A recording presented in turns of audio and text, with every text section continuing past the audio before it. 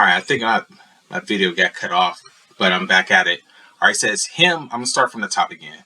Him that is weak in the faith receive ye, but not to doubtful disputations.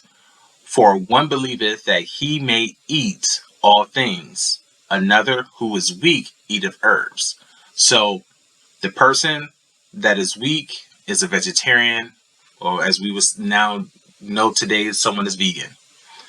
And then there's another group that says we can eat all things. This is a person that eats clean according to Leviticus chapter 11. It says, let not him that eateth despise him that eateth not, and let not him which eateth not judge him that eateth, for God hath received him. Who art thou that judgest another man's servant? To his own master he standeth or falleth, yea, he shall be holding up, for God is able to make him stand.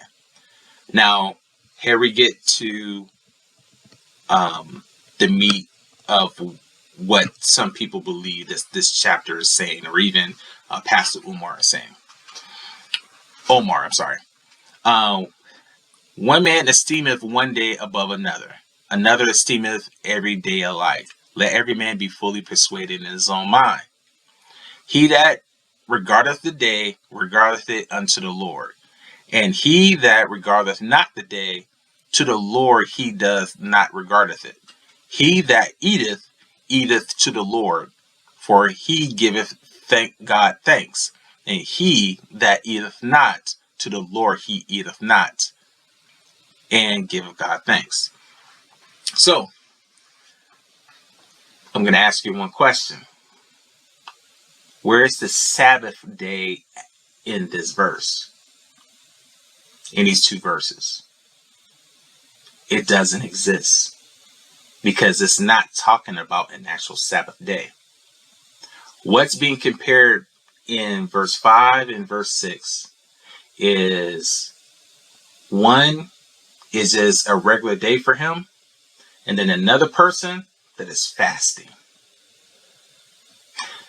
There may be someone that's fasting that's regarding a particular day, and the one that's not may just think it's just a regular day.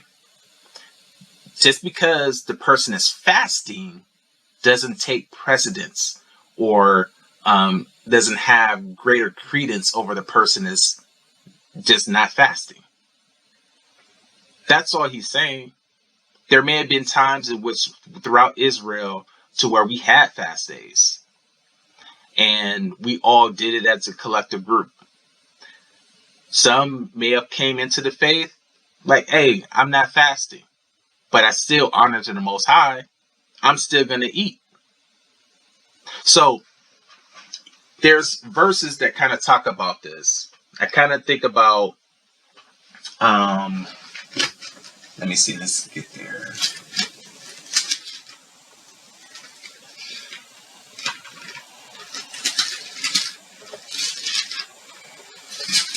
Let's go to,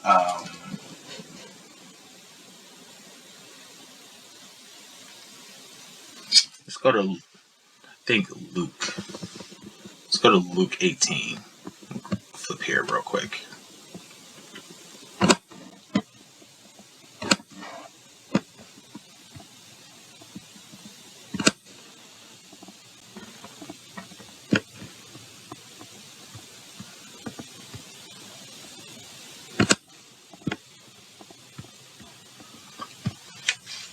All right, Luke 18. It's going to give an example of someone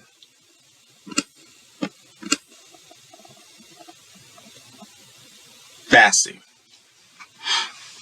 All right, so let's say start with verse 10. So Luke chapter 18, starting with verse 10. Two men went up into the temple to pray, the one a Pharisee and the other a publican. And the Pharisee stood up and prayed thus with himself, God, I thank thee, and that I am not as the other men are, extortioners, unjust, adulterers, or even as this publican. I fast twice in a week. I give tithes of all that I possess. And a publican, standing afar off, would not lift up as much as his eyes to heaven, and smote upon his breast, saying, God be merciful to me as a sinner. So there's times he's using this as an example, though the gist of it is, even though someone is uh, boasting in the things in which that they do right, the other person is like, look, man, I just need to get it right, you know. So I get the gist of what's being said here. Um, and the Most High will have um, mercy upon the man that needs the mercy. But the point in which that I'm getting here for is that I fast twice in a week. The other publican, he may not think or want to fast twice in a week. There's no judgment against that publican. And that's what's being said here in this verse. Don't judge the publican because he doesn't want to fast.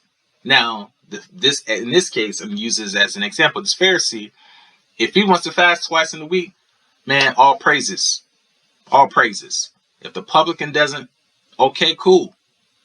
All right. He can give thanks too.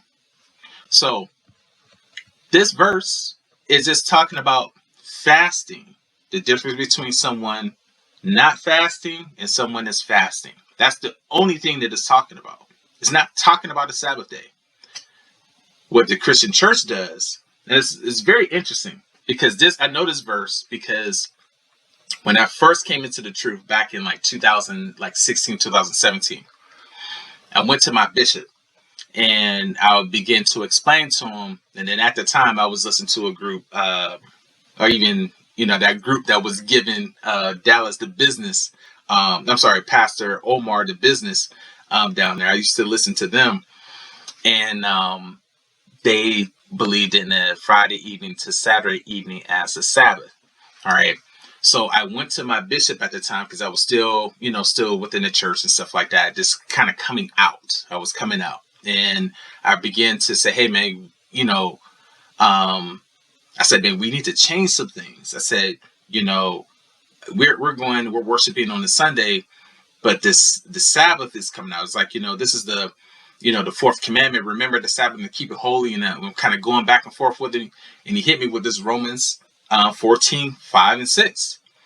And it says, one man esteemeth a day above another, and another esteemeth a day alike. Let every man be persuaded in his own way. In his own mind.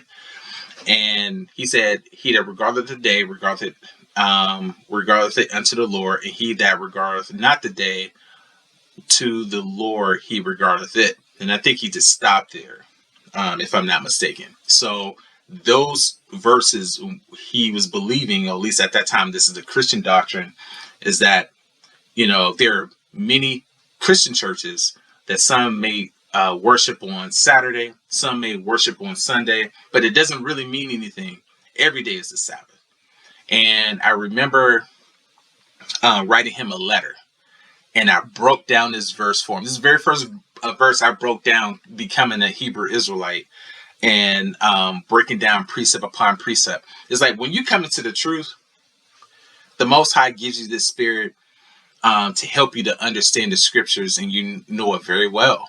The spirit, that's how you know that you have truly, as we would say, the Ruach, the spirit in you, because the Most High would make it very clear to you what his goal is for us as Israel, is to return back to his covenant.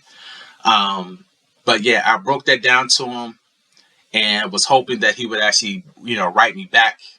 He never wrote me back. He never even hit me up even after that, for the most part.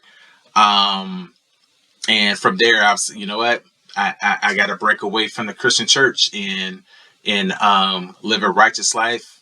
From there, just a quick testimony. From there, I started having Bible studies in the homes, and really built up a community of believers just within my market. And we keep the law, statutes, and commandments to the best of our ability.